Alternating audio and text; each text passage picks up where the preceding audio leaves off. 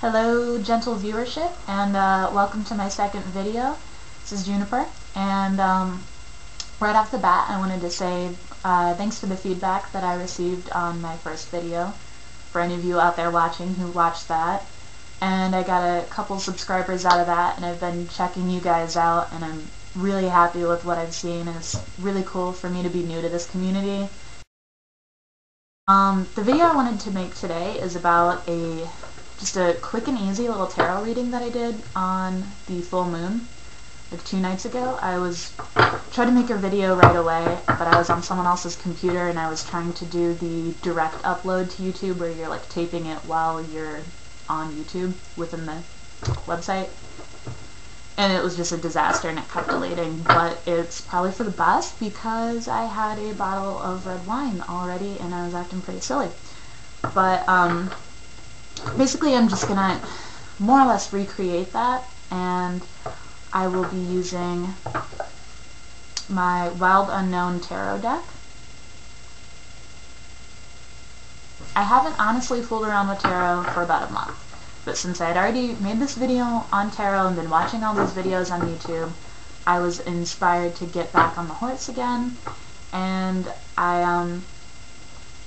you know, it's a full moon, and that's probably one of the best times to do anything that has to do with intuition or psychic powers.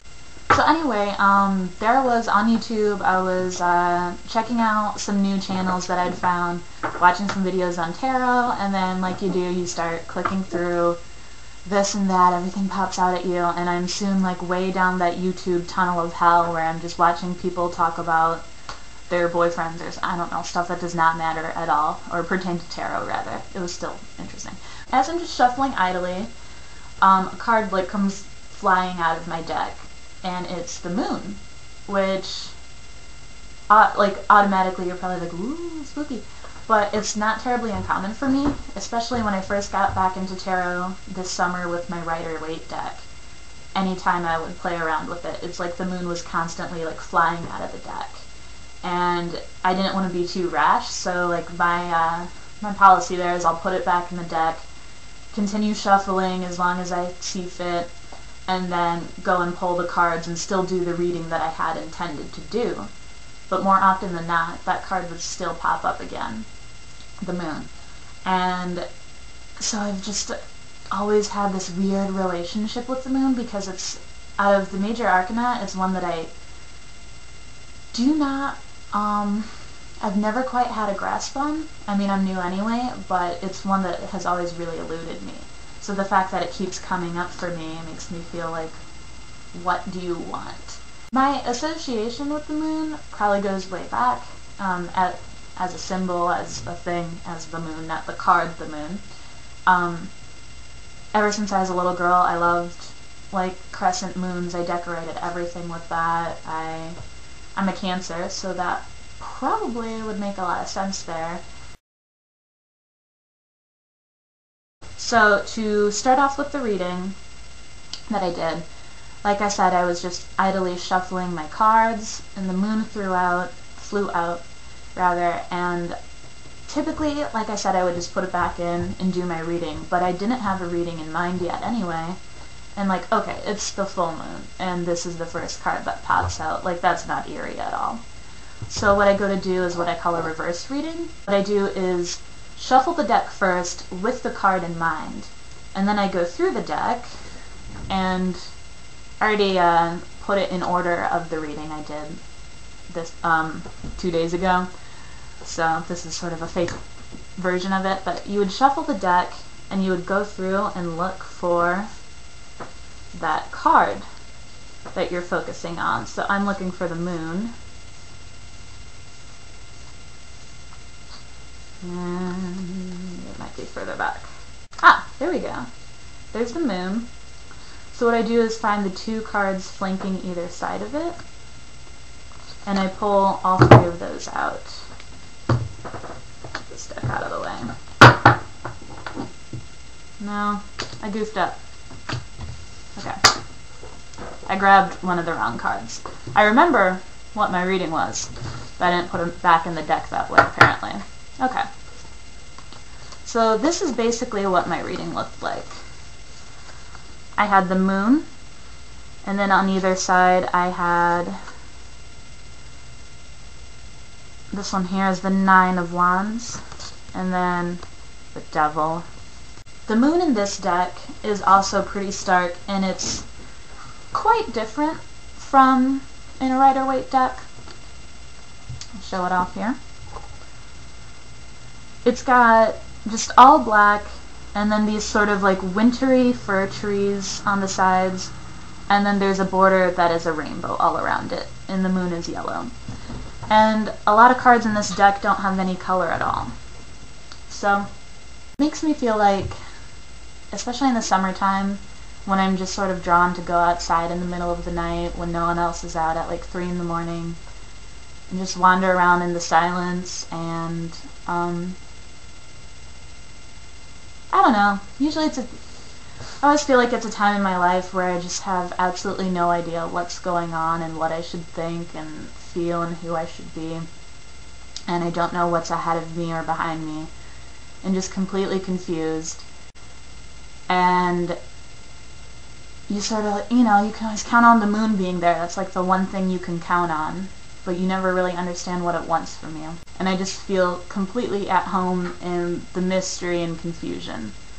So that's what this picture feels like to me. Again, this is the 9 of Wands over here, moon, and the Devil. And as I was doing this reading, like I had said, I really did not have it, I had no idea what this reading was going to be. 3-card spreads can just be interpreted in such a variety of ways, so I thought I would lay the cards out first and then figure out what I thought that they meant. Usually, especially when I'm kind of lost in a reading, what I'll do is just kind of like forget what I know of the cards and just go off of like imagery and colors and stuff like that. So right off the bat, we notice that the 9 of Wands and the moon both share a crescent moon in the center, basically in the same placement. But what you'll notice is that in the 9 of Wands, our moon is a sort of fiery orange yellow. It's a little bit fuller and more defined. And over here, our moon is just a pale flat yellow.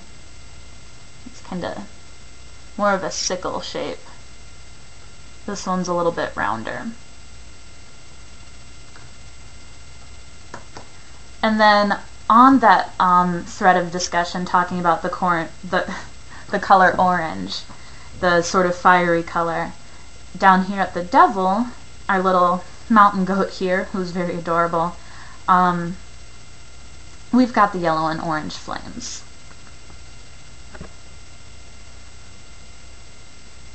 And I really apologize for my camera. And I hate to say it, but this is one of the cutest cards on earth. I know it's the Devil, but come on, it's adorable. So that's the only pop of color we have in that card, though, is just at the feet here. And orange can usually symbolize passion and courage and stuff like that. In this case, I've taken it to mean passion. Very much so. Just intense feelings for something. And it's funny, I'm wearing citrine right now. When we are just looking at the color, since we're drawn to this orange, you notice the polarity in these two cards.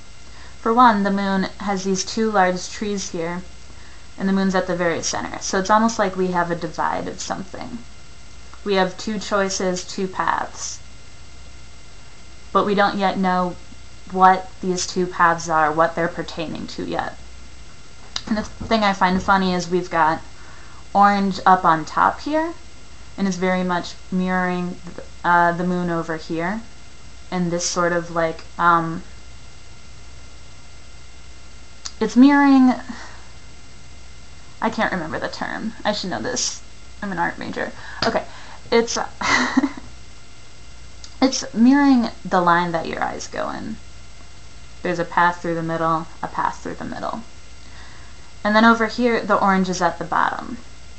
So it's kind of a complete reverse here. It's just sort of highlighting the fact that these two paths are going to be very much different when we go to do the reading. And that's what really tickled me at the beginning of this. So, I start with the Nine of Wands. This is a card, the phrase we're going to use to describe this card is spiritual ascension. The 9 wands make up little stepping stones up to this moon. So we have a clear path, but it looks steep and a little bit treacherous. But the thing I like about it is that the path is shown. Whereas in the card, the moon, we have a moon and it's the focal point, but there's no path to it. It's just up there seemingly floating in an unattainable realm in the sky. But this here is the staircase to it, which is really cool. And it typically signifies struggle, though. It means you can get where you're going. And if you put forth the right, the right energies, the right attitude, and the right actions, that you're going to get there. But it's not going to be easy. And in this case, the moon, as a symbol in general, not just in the tarot, we've said represents creativity and intuition, and for some people, the goddess. And it can just mean spirituality in general. So in my life, what I really thought about this card is that this moon here is the more real and defined version of the one in the Major Arcana card, the moon. For me, this passion that I have to work for, that I have to work really hard for, is for things of the metaphysical realm. It's my creativity and spirituality and just general well-being, and things that I'm not really working toward. I'll be perfectly honest with you. Things that I always felt I had within me, but that it's too hard. I don't feel like it, and I make excuses. But I think it's really cool here that it's more real. It's like this is my staircase to a heightened sense of being, really. It's to my true self and who I need to be. But some people never become who they need to be, So it's telling you work toward that. You can. And if you decide to, great things are going to happen. Conversely, over here, the devil represents earthly pleasures, and if I had one card one phrase to describe it, I would say learned helplessness. Usually it's more clear, like in my Rider-Waite deck. It's pretty obvious what this card means. It usually depicts the devil sitting in his throne and a man and woman in loose chains, sort of like dancing, but they don't look happy. And the point of the loose chains is that it's like a perceived struggle. They think they're tied down by something, but they don't see that they're not. They don't see the reality of the situation, which is that they have control over their lives, and they don't need to be a slave to all number of things. By earthly pleasures, it usually represents addictions, things that could be fine in moderation, but which are destructive in excess. So it can often represent drug use, alcohol, unhealthy sexual habits, whatever that means to you. I'm not going to be judgmental. It could mean eating too much. For me, the earthly, desires and the passion that we see here in the orange, at your feet. This is just sort of caring for what's below you, what doesn't matter.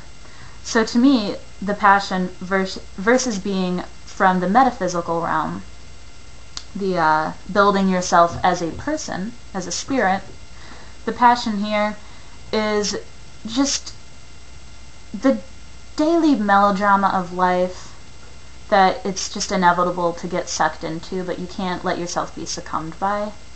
For me, this is surrounding myself with, now I don't have any dependency with, substances, alcohol or drugs or anything. I don't have a problem with that, or food too much, but when things kind of get dark for me, I will surround myself with just literally physical things. I will go shopping if I have money. I just kind of want to sit and watch TV and just sort of like surround myself with things that don't matter. I push off all the time things that might be hard but would lead to overall a better sense of being.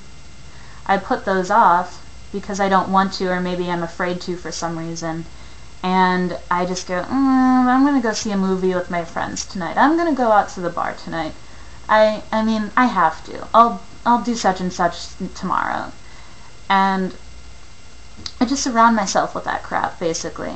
And not only that, but I also surround myself with, like I said, learned helplessness, which is where you think nothing is really your fault, and there's nothing you can do to fix it, okay?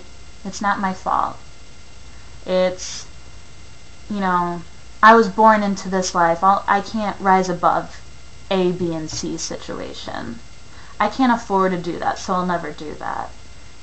And just these imaginary problems you create for yourselves that are just excuses, really, to avoid the nitty-gritty that's going to lead to a better life. And I thought it was really funny because Charlie Says Go just had a video that was about don't give up your empowerment. And for me, it was like ringing so many bells. And when this card came up, it was like, perfect. Because, I'm going to raise this up a little bit. You can see me. In her video, she talks about people giving up their empowerment to the excuses when you're like, oh, I'm just so sick of this job, I'm stuck in this job, I need the money though, I can't, and it sucks, I don't like this job. Well, I can't go to school because these are all obviously coming from my personal life. I can't go to school because then I'll be broke all the time because I won't have any time to work. And if I go to school, it's not going to count. I'm just going to be in debt. I'm so sick of my friends. My friends are all buttholes. They don't call me. So on and so forth. Every guy you date is an asshole. That hasn't happened to me yet, but I know many people like that. And what she said in that video is, which was really adorable. She says, "You're the eye of the storm, baby." And it was perfect because there are so many people out there, and not just me at all, that are just like shitstorms of destruction, and everything they touch just turns to crap. Excuse my language. And it is somehow magically always someone else's fault. And if it's not someone else's fault, it's some situation out of their control. Maybe a person hasn't caused this, but it is it's out of their power to fix it and to better themselves. Sorry to get a little long-winded, but that's what that card really represented to me, the devil. It was just the awakening of, look, idiot, you're in a situation where you have all of the control, and you just choose to surround yourselves by the menial, by the day-to-day, whether it be the things that you think you enjoy now, but are causing you not to progress because you're becoming lazy, or the things that you perceive in your life that are keeping you from progressing. either way, they're not helping you out whatsoever, and they're not going to matter in the end. They're not going to matter when you're dead, and they're probably not even going to matter tomorrow when you wake up, because you're always looking for something to take your mind off of the reality of who you are. And to me, that is a lesson of the day. It's not always everyone else. Sometimes it's you, but the bright spot is that you have the power to fix it, no matter what. Sometimes I need someone to just sit me down and show me this is what's going on. And that's what happened with this reading. It was basically the tarot going like, dude, you need to listen to this. This is what you need to do. You have two ways you can go. And one isn't that pretty, and you've known it all along. So that was a really positive experience for me. And this is probably the most fun I've had with this deck, because I really sat down and just like got into it with the colors and analyzing all of that stuff. And there's even more stuff that I had going on with the imagery that I could get into, but that would make this a really long video about a really easy reading. And I just wanted to show you guys, this is a really cool video, or cool reading that you can do for the full moon. It's not just to say that you have to have the moon card pop out at you. You can do what I did and go through and shuffle the deck and look for the moon and do something like this and kind of do that once a month. That's a really cool way to celebrate the full moon, and just sort of really tap into your intuitive powers and not ask it a question, and not have some answer you want in the back of your head like, oh, please tell me my life is great. It's just a fun way to let that all just boil out of you, and I found something I really needed to know. A lot more than I needed to know answers to other questions I could have asked the tarot, or would have that night, had this card not flown out of the deck. I probably would have asked, like, do I need to quit my job? Or, do I need to move out? And so on and so forth. But this reading answered all of those questions and a whole lot more. And I had to really be honest with myself. So that was a fun challenge, and that was me really starting to like this deck after having it for 2 months. So, sorry if I've been a little bit long-winded here. I just really had to get that out, and I've been really excited about this reading. If there's anything else you guys want to know about it, or especially if you want to know anything about my Wild Unknown deck, I'm more than happy to do like a full-on video on that. So just, comment, subscribe, blah, blah, blah, blah, blah. And I hope all you guys have a great day and a great life, because I'll never talk to you again. Bye.